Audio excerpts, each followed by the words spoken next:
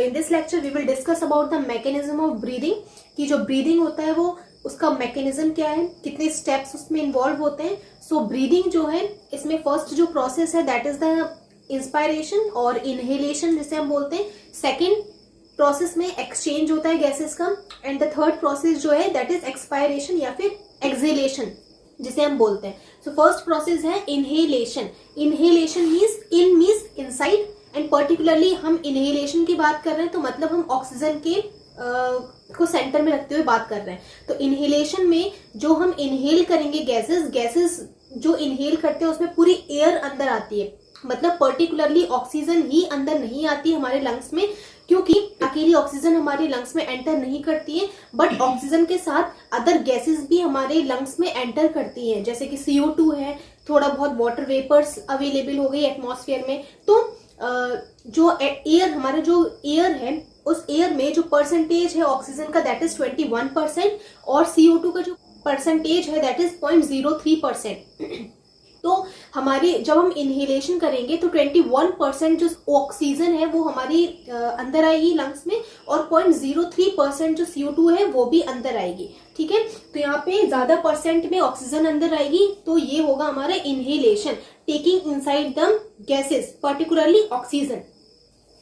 सो inhaling air, oxygen का 21% रहेगा, CO2 का 0.03, और थोड़ा बहुत वाटर वेपर्स अवेलेबल होती है एटमॉस्फेयर में, तो थोड़ा सा वाटर वेपर्स आएगी।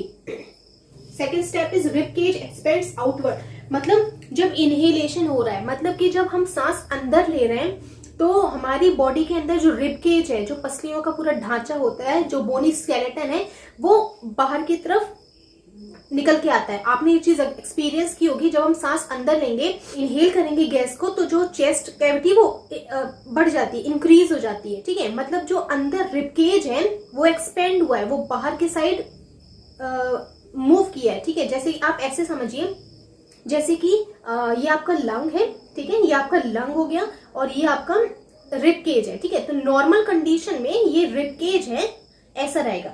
ठीक है, अभी आपका लंग्स नॉर्मल कंडीशन में उसके पास एयर नहीं है, कम एयर है। ठीक है, तो जब ये रिबकेज ऐसे बाहर की साइड आएंगे, पहले नॉर्मल है, जब रिबकेज बाहर की साइड आया तो अंदर का जो स्पेस है वो बढ़ गया, अंदर का स्पेस बढ़ा, तो जो लंग है वो अपने आप को ऐसे एक्सपेंड करेंगे, तो लंग ने अपने अंदर की जो वॉल्यूम है उसको इंक्रीज कर लिया। ठीक है, अब जैसे ही लंग ने अंदर का जो वॉल्यूम इंक्रीज किया, मतलब कि वहां पे एयर का जो प्रेशर है वो डिक्रीज हुआ, क्योंकि जब पहले कम स्पेस में एयर थी, अब लंग के अंदर ज्यादा वॉल्यूम बढ़ने की वजह से जो एयर है अब वो क्या हो गई, प्रेशर उसमें डिक्रीज हो गया, क्योंकि वॉल्यूम बढ़ गया है यहाँ पे। ठीक है, तो उसके बाद क्या होगा, नीचे एक और इम्पोर्टेंट मसल्स रहती है दैट इज डायफ्राम। फिर इसके नीचे एक इंपॉर्टेंट मसल है दैट इज डायफ्राम। ठीक है, अब डायफ्राम क्या है कि डायफ्राम अपने आप को नीचे खींच लेगी। जब डायफ्राम नीचे खींचेगी, पहले डायफ्राम का शेप रहता है ये, मतलब डोम शेप रहेगा। ठीक है, तो डायफ्राम अब कैसी हो जाएगी, वो फ्लैट हो गई। तो आप देख रहे हैं जब वो फ्लैट हुई तो जो इतना स्पेस है वो लंग उसको ऑक्युपाई कर लेगा, तो लंग को अब बहुत स्पेस मिल गया। क्यों मिला स्पेस?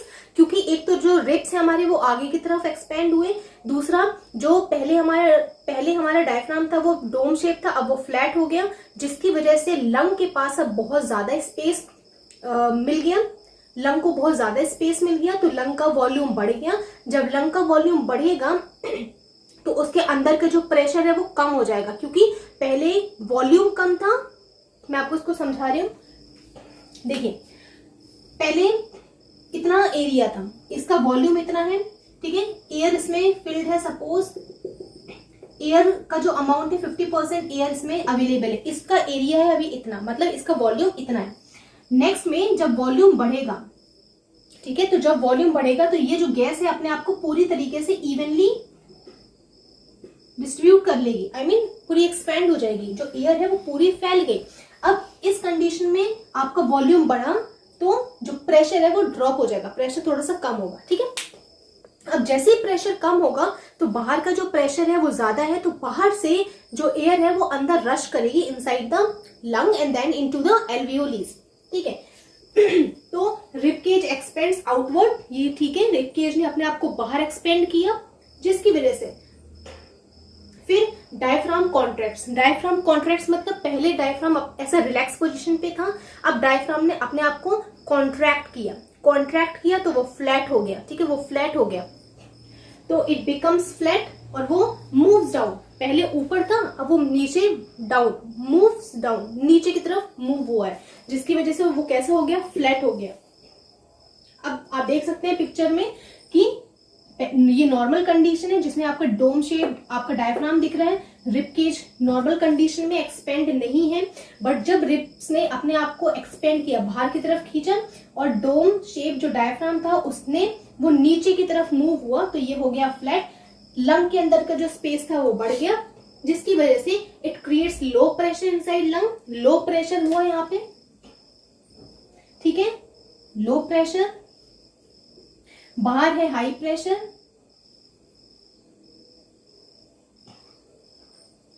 अब हो जाएगा यहाँ पे डिफ्यूजन, तो ऑक्सीजन हाई से लो की तरफ तुरंत मूव करेगी, डिफ्यूज करेगी to the inside of the alveolies, ठीक है।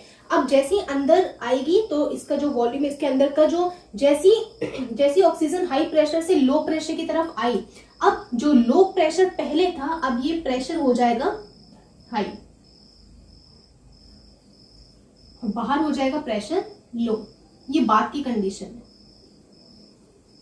ठीक है। तो इस केस में ये होता है। यहाँ पे दो चीज आपको इंपॉर्टेंट है जो आपको याद रखनी है, एक तो रिब केज और डायफ्राम।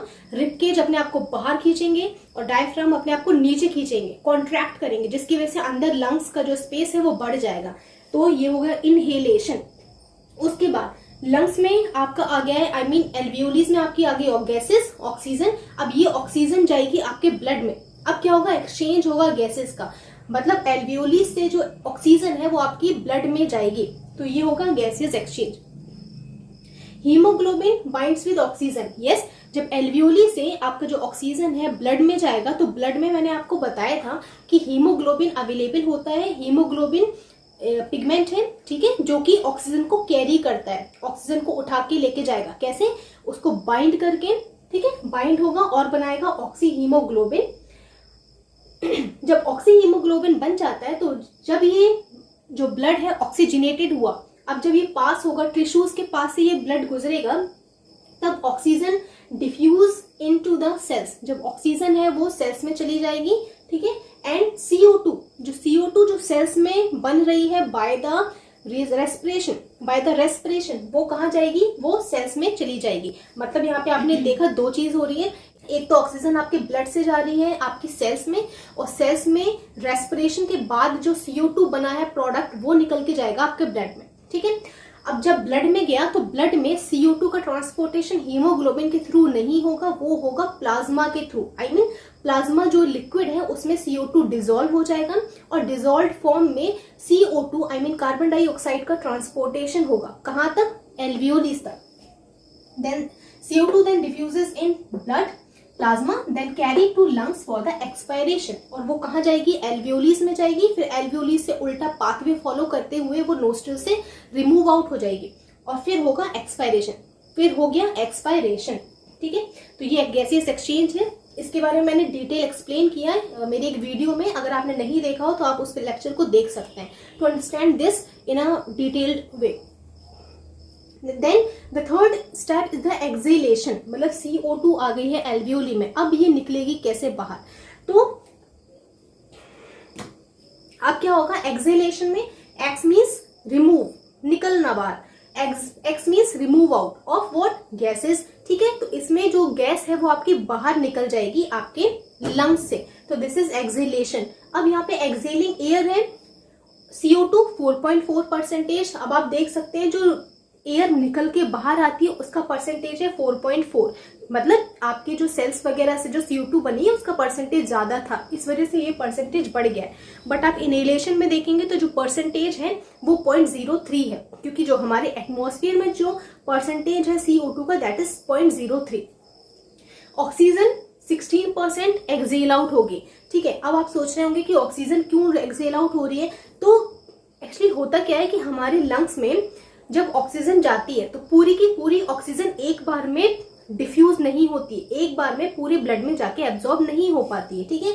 हमारे लंग्स में कुछ रेसिडुअल वॉल्यूम भी बचा हुआ रहता है, मतलब हमारे लंग्स में ऐसा कभी नहीं होता कि पूरी की पूरी एयर बाहर निकल जाए। कुछ अमाउंट की जो एयर रहती है वो हमारे लंग्स में प्रेजेंट होती है, जिसे हम रेसिडुअल वॉल्यूम बोलते हैं। रेसिडुअल मतलब बचा हुआ वॉल्यूम, ठीक है। तो जो ऑक्सीजन ब्लड में डिफ्यूज नहीं होती है वो CO2 के साथ रिमूव आउट हो जाती है। तो यहाँ पे 16% जो ऑक्सीजन का जो अमाउंट है, जो परसेंटेज है, वो रिमूव आउट होगा एक्सहेलिंग एयर के साथ। फिर H2O की क्वांटिटी यहाँ पे ज्यादा है। क्वांटिटी ज्यादा क्यों है? क्योंकि जो सेल्स वगैरह में जब रेस्पिरेशन होता है, सेलुलर रेस्पिरेशन, उस टाइम में CO2 के साथ वाटर भी बनता है, ठीक है। आपको अगर याद हो तो सेलुलर रेस्पिरेशन में CO2 के साथ, आई मीन कार्बन डाइऑक्साइड के साथ वाटर भी लार्ज अमाउंट में बनता है, ठीक है। तो जो वाटर है एक्सहेलिंग के टाइम जो वाटर जो निकलेगा उसकी अमाउंट ज्यादा रहेगी as compare to the inhalation, ठीक है। अब एक्सहेलेशन में क्या होगा? तो आपने देखा है आपके जो लंग्स हैं वो फूले हुए हैं, ठीक है। अब यहाँ पे गैसेस फिल्ड है। अब जो आपका रिब्स है वो रिब क्या करेगा? वापस अपनी नॉर्मल पोजीशन में आएगा। जो रिब पहले फूला हुआ है वो अपनी नॉर्मल पोजीशन में आएगा, ठीक है। तो मतलब जब रिब केज आपका रिलैक्स होगा, ठीक है, इसके साथ जो डायफ्राम जो फ्लैट थे अब वो रिलैक्स होंगे, तो ये दोनों रिब केज और डायफ्राम जब कॉन्ट्रैक्ट होंगे, ठीक है, वापस अपनी पोजीशन पे आएंगे। डोम शेप, डायफ्राम का जो नॉर्मल शेप था वो डोम शेप था, और रिब केज अपनी जब पोजीशन पे आएंगे, ठीक है, तो इस कंडीशन में आपके लंग पे वो प्रेशर एक्सर्ट करेंगे, जिसकी वजह से आपका जो लंग है उसके अंदर का जो वॉल्यूम है वो कम हो जाएगा, ठीक है।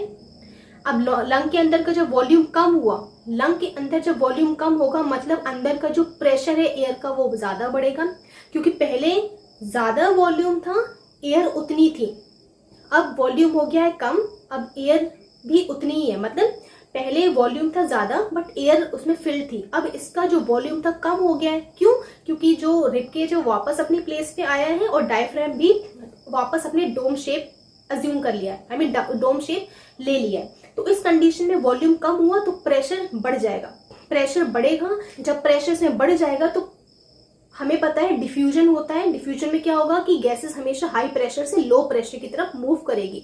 तो जब प्रेशर यहाँ पे बढ़ जाएगा लंग्स में, तो लंग्स से जो गैसेस हैं आपकी CO2 और उसके साथ कुछ अदर गैसेस भी, वो आपकी रिमूव आउट हो जाएगी, एक्सहेल आउट हो जाएगी। आप देखते हैं इसमें तो रिब केज रिलैक्सेस इनवर्ड। जब रिब केज अंदर आया, ये नॉर्मल कंडीशन थी, मतलब ये इनहेलेशन की कंडीशन थी। अब रिब केज वापस अपनी प्लेस पे आया और जो आपका डायफ्राम है, डायफ्राम जो फ्लैट था अब उसने डोम शेप अपनी वापस पोजीशन पे आया, जिसकी वजह से अंदर का जो लंग वॉल्यूम है वो क्या हो गया? डिक्रीज हो गया। लंग वॉल्यूम डिक्रीज हुआ, प्रेशर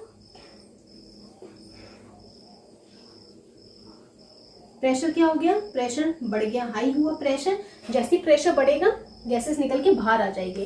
तो आप देखिए points, rib cage relaxes inward, okay, diaphragm moves up move हुआ तो शेप ले लिया उसने, becomes dome shape. Next, lung volume decreases, creates high pressure inside lungs, high pressure create किया।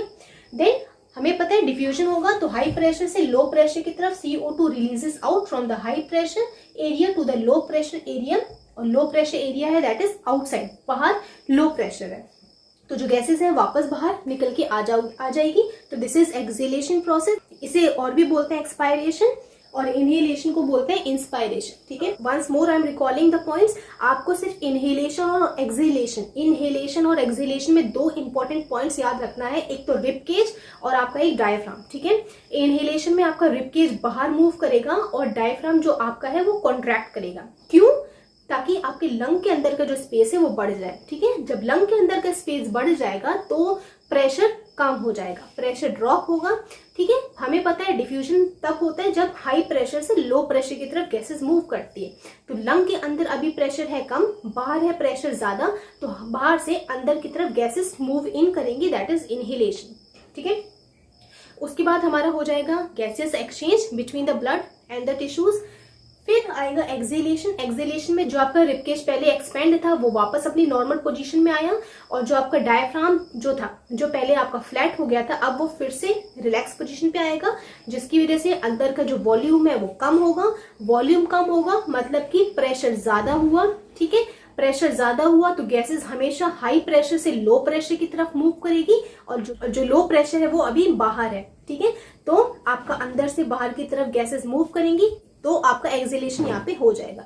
So this is all about the mechanism of breathing in the human beings. Thank you.